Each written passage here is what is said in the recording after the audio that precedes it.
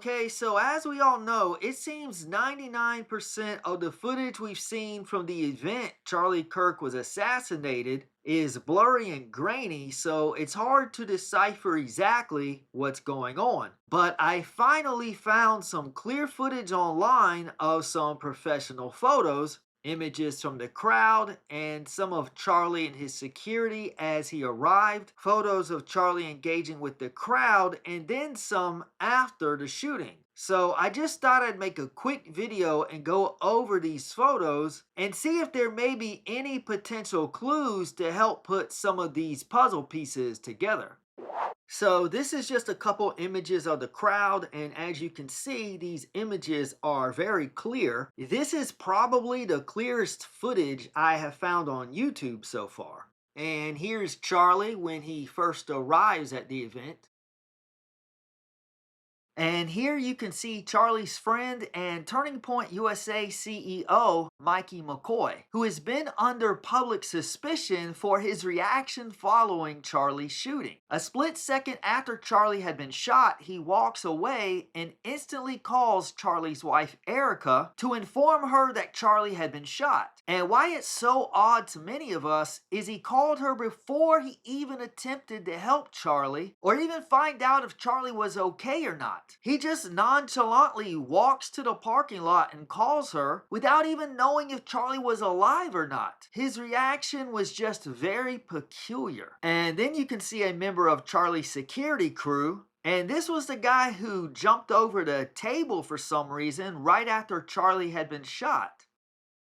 And standing right in front of Charlie is his bodyguard, the one who was standing directly behind Charlie in the tent. And then there's this guy who I have no idea who he is. Let us know in the comments if you know who this guy is. And here's another member of Charlie's security crew that we can see standing outside the tent during the event. The one who checked his watch with the bodyguard simultaneously that I pointed out on a previous video.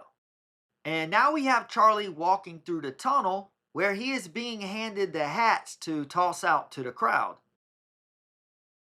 And you can see here this girl with the MAGA hat on that I pointed out on my previous video how strange her reaction was directly following the shooting. I talk all about it on this detailed video where I go over all of the shady antics from both Charlie's security team and the camera crew. And I'm not sure exactly what happened, but I had a lot of good information on that video, and I got a slew of positive comments after I uploaded the video, along with a click-through rate of 22% and an average view duration of 15 minutes, which may be the highest I've ever had on a video before. A high click-through rate and high retention is how your video earns impressions, which is what leads to more views. But for some reason, even though the click-through rate and retention were high and earned a ton of impressions, YouTube didn't give my video the impressions that the click-through rate and retention earned.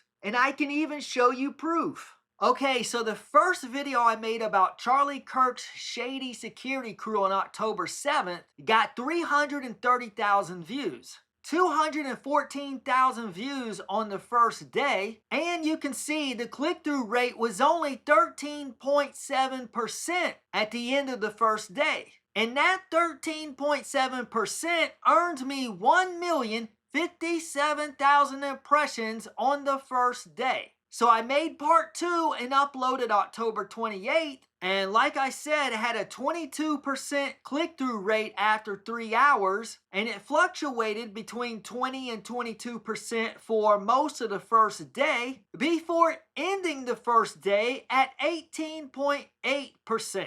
So at the end of the first day, an 18.8% click-through rate, which is very high by the way, was giving a measly 3,000 impressions, which led to a measly 844 views at the end of day 1. Now, let me add some more context. On August 15th, I uploaded a video about the Fiona Harvey Netflix lawsuit, which only got 663 views at the end of the first day.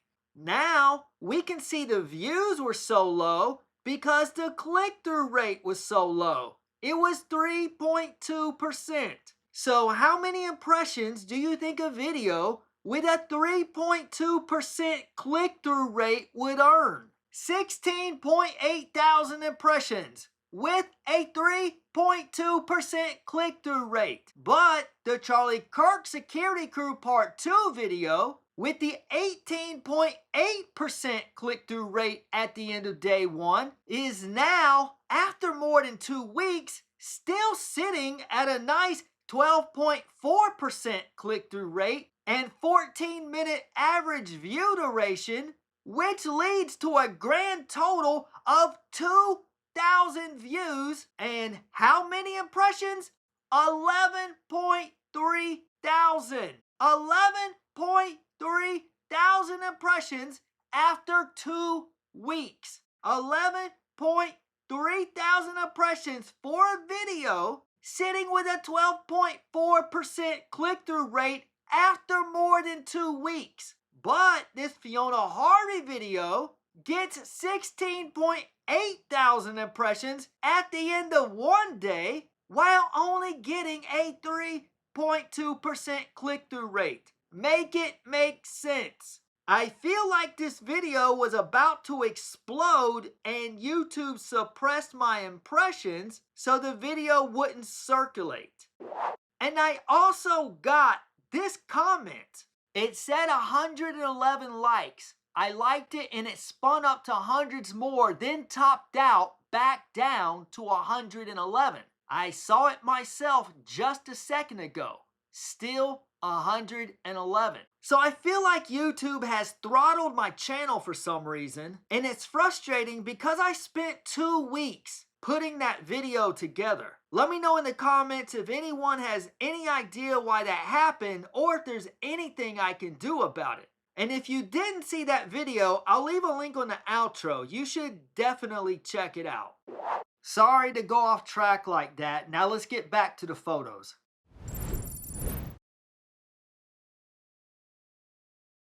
Okay, so a couple things here about the bodyguard. One, we can see he is indeed wearing an earpiece. More on that momentarily. And two, the shades definitely do look like meta glasses, as I speculated about on my previous video.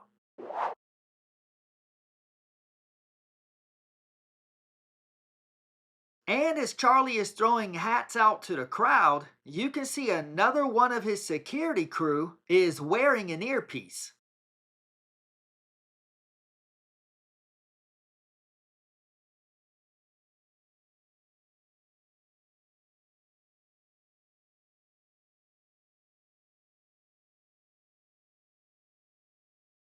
And here is another member of his security wearing an earpiece. But the funny thing is, other members of his security are not wearing an earpiece. So I wonder why some security crew are wearing an earpiece while others are not. And the reason I bring that up is because could it be possible that the ones who wore an earpiece were given some kind of signal, while the ones without an earpiece may not have known what was coming? Of course, I don't know anything for sure, just throwing out ideas based on what we can observe. And you can tell Charlie is not wearing an earpiece, as so many have speculated that he was. And we'll see even better photos to confirm that momentarily. And sticking out of his collar, you can clearly see he's wearing a chain necklace around his neck. And here you can see the necklace from the front.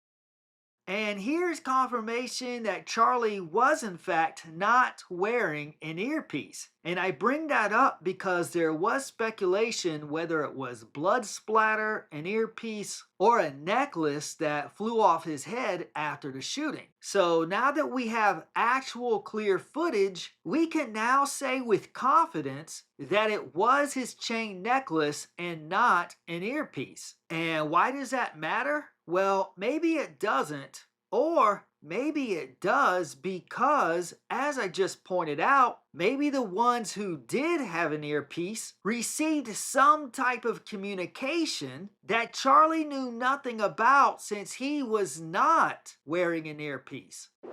Okay, so that was the last photo before the shooting. Now are the ones after.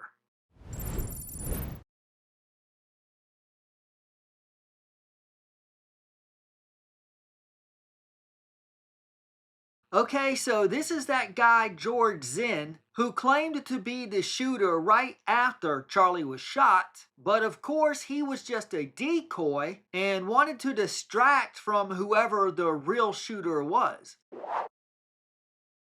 And here's a very revealing photo. Now that we finally have some clear footage, we actually can see some blood on the hands of someone treating Charlie's neck. When I first saw this image, I thought it was Charlie's bodyguard, the one standing in the tent with Charlie. But it's actually not. This is a different guy who just happens to be wearing a nearly identical outfit. And you can see him here, I'm guessing trying to stuff Charlie's wound. And you can see Charlie's bodyguard to the left. So we know they're two different people. But I have no idea who this guy is, as I cannot recall seeing him prior to this photo. And here is another photo of him, as you can see even more blood. If you know who this guy is, let us know in the comment section.